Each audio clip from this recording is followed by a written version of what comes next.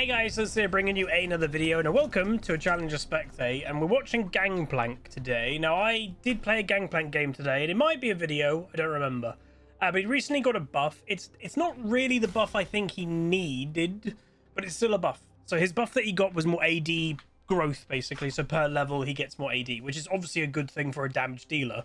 The thing is, Gangplank's damage has always been pretty good. He just requires time to get items. The thing that he's lacking for me is health. Now, I wouldn't be shocked if you look at this Gangplank's health pool, it looks quite large. I wouldn't be shocked if this guy is running the flat health instead of, you know, the scaling one. Can we see if he did? Yeah, so he's got attack damage, so adaptive, and he's gone the early game just flat 65 instead of the scaling one, because that's the thing that Gangplank struggles with, and that's a little tip I would give for people if you want to play Gangplank. Go with the early health one, because his scaling isn't a problem. It's his early lane phase of actually surviving to get to mid game, to get to late game.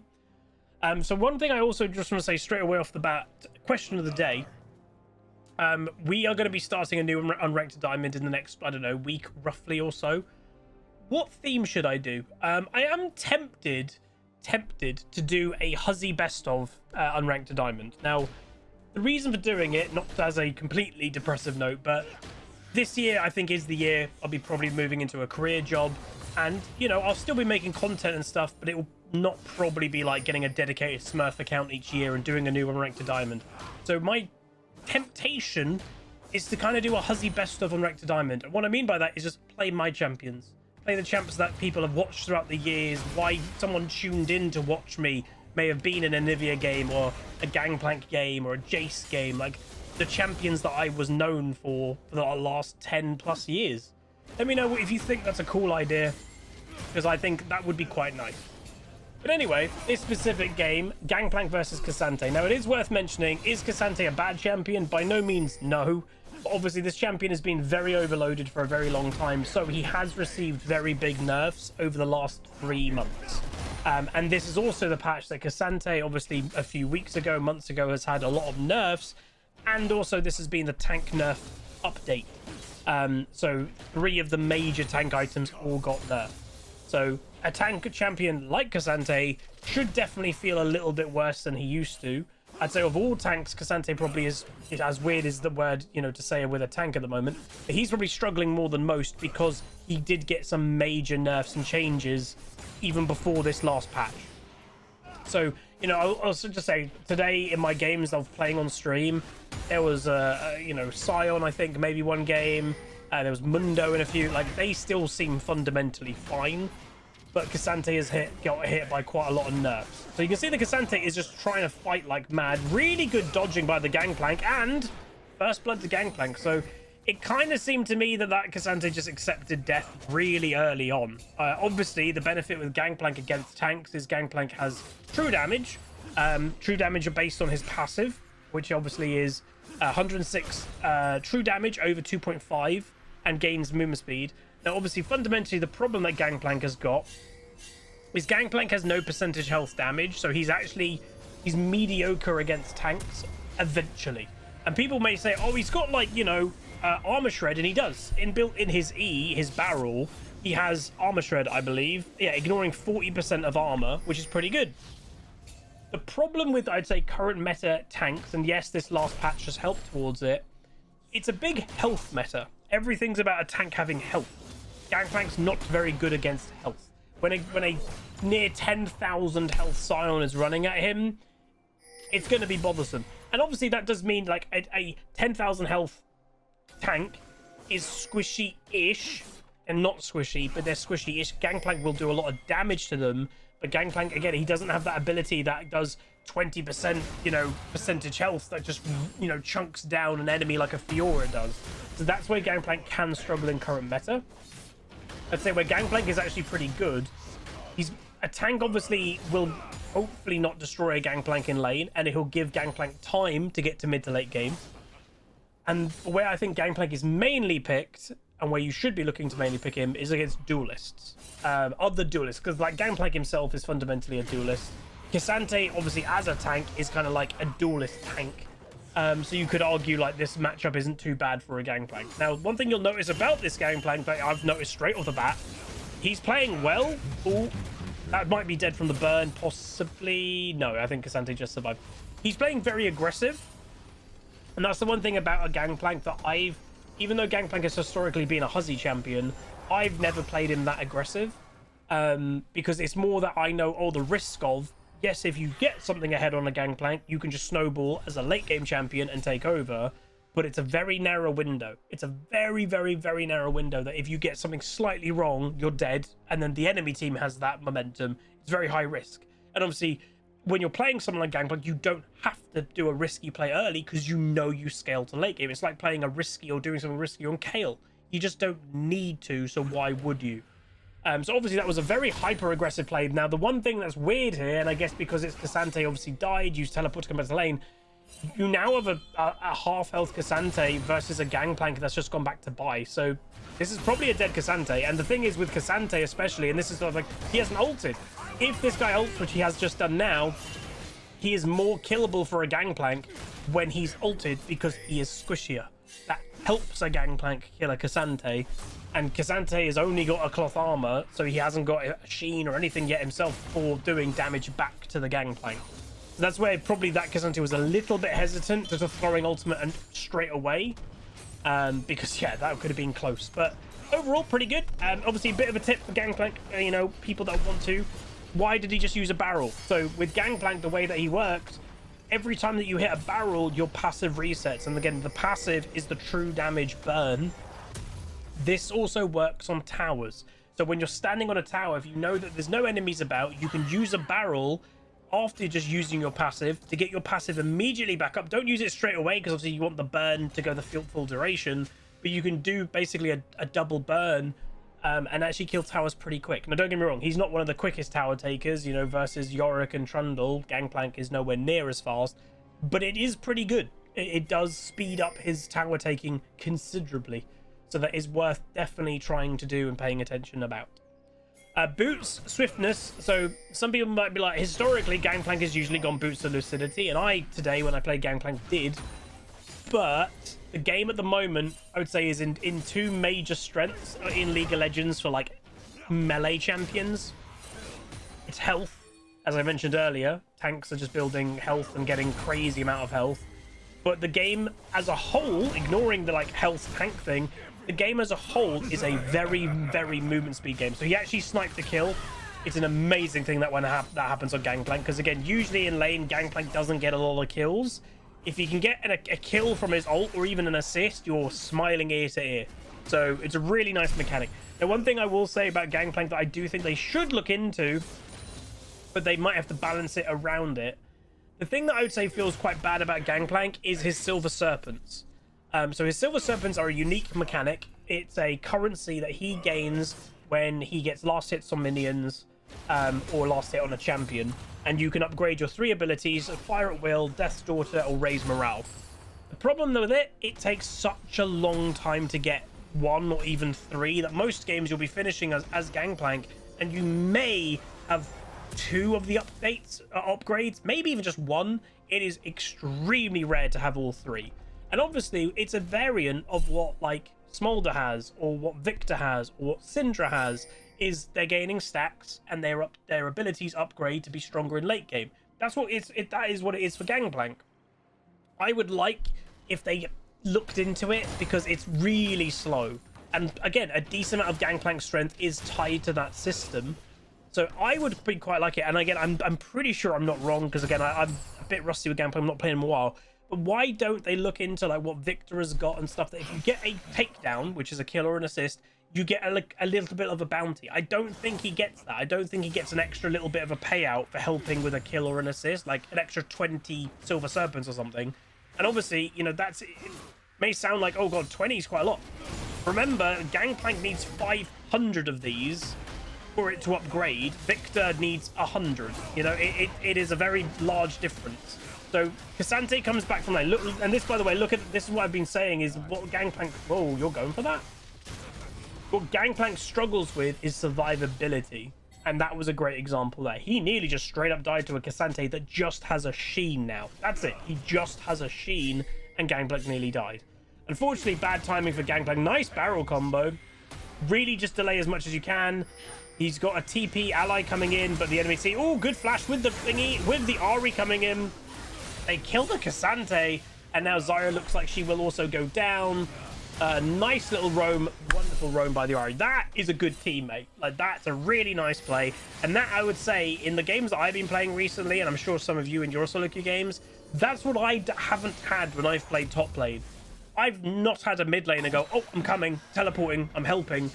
I don't get that. Like, that is a high-level mid laner.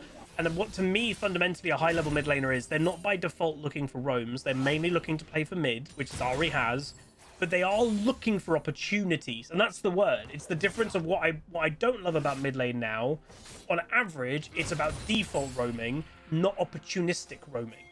Opportunistic roaming has always been part of mid lane, and that's completely fine. Like, oh, there's an opportunity to go, and it makes sense to do it. Now, most players just play, I'm just default running to bot lane or running to top lane where there isn't even a plan. That's what I'm not a massive fan about. But that was really good by the Ahri. It also, you know, let's just say that it was good by the Gangplank. He played correct. He did a combo on Ksante, which slowed him initially at the beginning of the play. He then went to the correct area. He survived the initial Zyra burst by using a orange and flash and played it really well. So the Gangplank also had to play that perfect. I think it could have been a double kill regardless for the Ahri, but the Gangplank played very well to make sure he survived. So that was kind of where it was very clean. So, build-wise, Triforce complete, 11, nearly 12-minute Triforce. Not too bad. That Zed, for example, I just, you know, gave the example. The Zed just died somewhere. I don't even know where he died. He might have been... Was he tower diving bot lane? Arrow onto the rail. There's 3 people bot lane. I'm not sure this play is on. I think it's too far away. But good W by the center, but her W is going to be up herself. And there we go. That's the end of the play. Gangplank does have ultimate available. So, you know... it's not as good as Karth Assault, but it's also not bad. You know, the benefit of a Gangplank ult over a Karth Assault, you could say, is Gangplank ult slows. And then eventually, you know, again, it takes a lot of... There's the ulti.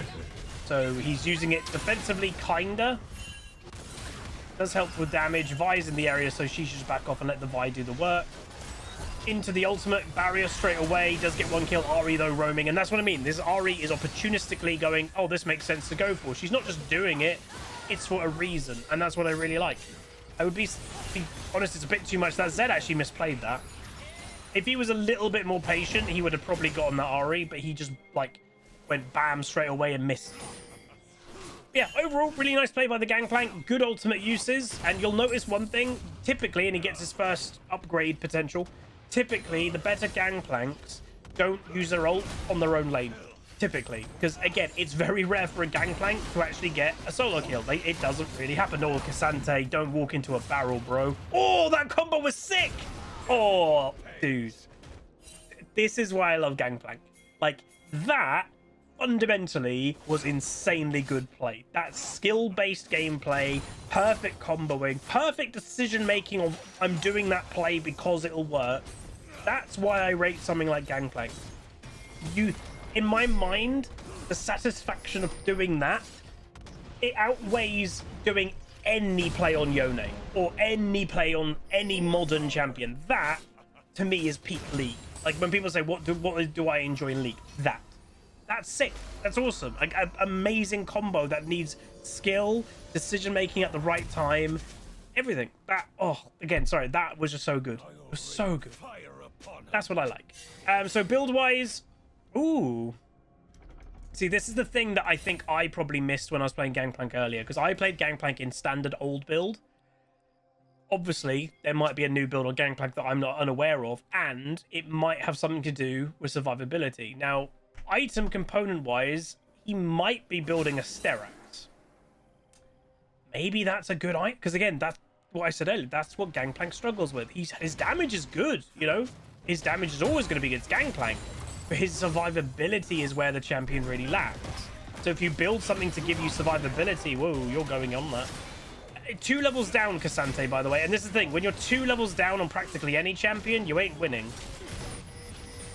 It's taking a little while. And this is the thing. Yeah, basically, Gangplank wants... Oh, hello, Miss Maya. Gangplank wants to fight on his terms, and Ksante was like, no, I'm fighting on my terms. So that's where you see Gangplank didn't get a kill. You know, a lot of other top laners in that situation, if that Ksante did that to a Riven or an Aatrox, he was dead. He isn't dead to a Gangplank, because Gangplank does sometimes need time. And obviously, one of the major nerfs to Gangplank that actually came in the last year or so, underneath his health bar, these dots... That is how many barrels he currently has available to use. So people can 100% time and engage, and they know when to fight when he doesn't have many barrels. Because again, most of Gangplank's strength is tied to them. So that might have been a good engage by Ksante. If I'm not mistaken, the engage took the Gangplank away from actually a barrel. Oh! I didn't even think of going spear. Oh my god, that's really smart. It gives you a bit of survivability, having 450 health. Dealing damage and abilities, increasing your champions. Oh my god, dude. I didn't even think about this item on him. This item is sick on Gangplank. Dealing damage with abilities, which his Q is an ability. Increases your champion's ability and passive damage, which again, Gangplank's passive is a really also big part of his damage. And then gain 25% basic ability haste. His basic ability haste, if I'm not mistaken, this is everything apart from your ultimate. He gets barrels up quicker. Oh my god, that is such a good item on him. Oh, wait. Huh? They stole that? Wait, what just happened? Was she? No. Zyra's not dead. So that Zyra last hit that.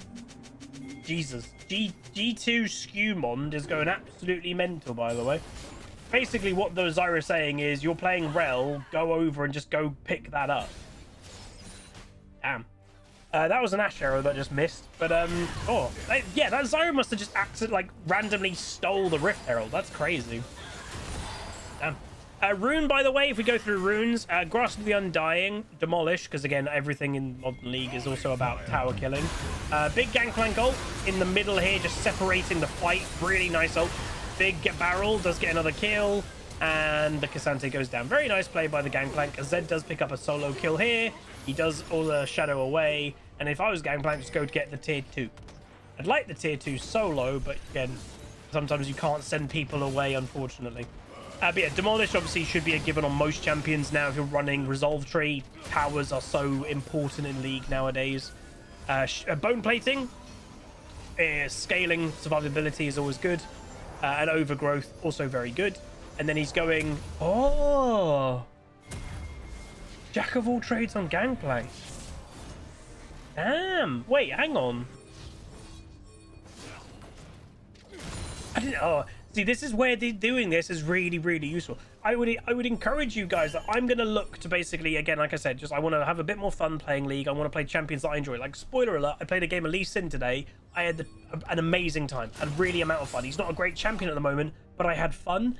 And if you have fun, you'll, on average, pop off and play better because you're having fun. So, probably more Gangplank will be coming in my future. I played him again, one game today, and I had fun. This is opening my eyes to a newer way to play Gangplank for sure. And this is what I was about to say is, if you have a champion, hello dog, if you have a champion that you're like, oh, I do want to play a bit more of that, you don't have to do like a whole video replay like this of what I'm doing, but just look up a few challenger players. Again, don't look up a one trick with an obscure playstyle. Look up a standard playstyle and just see if anything is a little bit different than when you last played it. And that's the thing. This is a standard Gangplank. This is not out of the ordinary. This is pretty standard, but it's another like variant of it. And it's, look at that damage. You can't compete. Look, with the fact that he, oh, nice play. The fact that he now can actually go, I've got barrels all the time now. That's the biggest difference on Gangplank, because when you're actively trading and you're against, especially like a tanky thing like Ksante, and you don't kill him initially, you run out of barrels and the cooldown is so long, you're like, well, what do I do? That's where Spirit Shojin is helping. Oh, I like this. This is probably Collector, if I had to guess, because he will need to get some crit. So if I had to guess how this build goes, I would imagine it's probably Triforce into Spear into Collector into Infinity Edge. I would imagine. It could even skip Infinity Edge. He may go a more survival item, thinking, oh, I've got good damage there. I'll then go something tankier. But I don't know. So yeah, there's Collector. He obviously has got the up. He went actually very early in the upgraded boot, which most people do not buy the tier 3 variant of the boot until last item. Most of them are not worth buying in comparison, like in terms of gold and everything. But I would actually say the one boot that you could warrant getting earlier is the movement speed one, because like I said, the game as a whole at the moment is all about movement speed. Movement speed is like a primary stat now in League of Legends. It's so important. So maybe the movement speed one is worth just going, yeah, I'm gonna get it. Oh, smart by Ksante did not walk straight in. Gangplank's just trying to be a bit of a distraction. Obviously, if Ksante is running forward, this is the thing. You've been beating this Ksante, he's running at me, he's 2 levels down. There will always be a reason for that. So they wouldn't have, that Ksante wouldn't have been completely alone. Obviously, Atakan is happening. They do manage to get it. I think, yeah, Vi does get it in the end. Gangplank is here. Gangplank goes for a crazy flash. Double barrel combo. Another barrel. Ksante yeets the Gangplank away, but there's now a 3-level difference. So this will be a hard fight for Ksante to win. But, like, this is the thing. That was a lot of damage that Ksante basically dealt. This is where, like, tanks are still really strong. Like, a 1 in 5 opponent that's 3 levels down should have no real chance at all against something. But that fight was probably closer than you thought it would have been. There we go, nice. That fight was a bit closer and Gangplank got a bit lower, but it's part of both. Its tanks are still pretty strong right now, and Gangplank is quite squishy. And also worth knowing, this Ksante is not actually built very good against just Gangplank. Like, he's got Iceborne, which is good. And he's got Plated Steel Caps, which are good. And then he has MR against the Gangplank. So I don't really know why this guy has rushed MR so much. Like, the only AP champ on the enemy team is the Ahri. And the Gangplank, you could argue, is more fed than the Ahri. So I don't know why the Ksante is building, like, full MR. That's weird. I don't know. Like, armor would have been a much better decision here. So that is a bit peculiar. Yeah, Dragon is now being done. Obviously, the game has now fundamentally become quite a big stomp. Level 16 Gangplank, he'll be feeling pretty damn strong. Oh, that's the item he's got. Okay, so he's potentially going to go Lord Doms next. Okay, I can see that. So he'll probably go Lord Doms and then potentially Infinity Edge last item. But obviously, majority of games will not get to full build Gangplank. Because the thing with Gangplank, a lot of his items are expensive. If you're playing a lethality champion, your build is really cheap. You get to buy 4 items every single game, pretty much. 5 items probably in some. The average full build, late game, expensive item champion like a Gangplank, you don't get to 6 items. The game is too quick. Ooh, that was nice. The game is fundamentally just too quick. So the enemy team is going to go for a big desperation play here. There's a TP flank, which, again, we're on blue team's vision perspective, so they are aware of this. So the Zed, again, looking for that flank. Ksante goes down. Zed does get the Ash. I think Vi could have ulted a little bit quicker, if I'm honest. And then that will be that. Whoa, Rel going for an absolute mad lad play. Gangplank, again, doing the correct thing, I would say. Doing quite a lot of damage on... doing quite a lot of damage to the tower, does kill the Rel. For those that are wondering as well, you know, what is the combo, what's the order of your ultimate? Typically, it's Fire at Will, then Death's Daughter, then Raise Morale, typically. But there we go. That's a Gangplank. So I've learned a bit in this game. I've definitely, like, Spirit Shojin was something I've never really thought about. Movement speed boots, I didn't do that. I went boots to Lucidity. So next time you watch me playing Gangplank, again, there may be a Gangplank video in the next couple of days. Obviously, that was before I watched this video.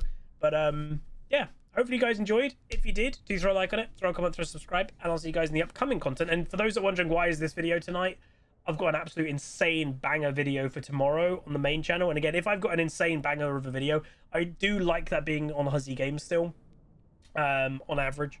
But yeah, that's going to be it. Like, comment, subscribe. See you guys next time. Peace.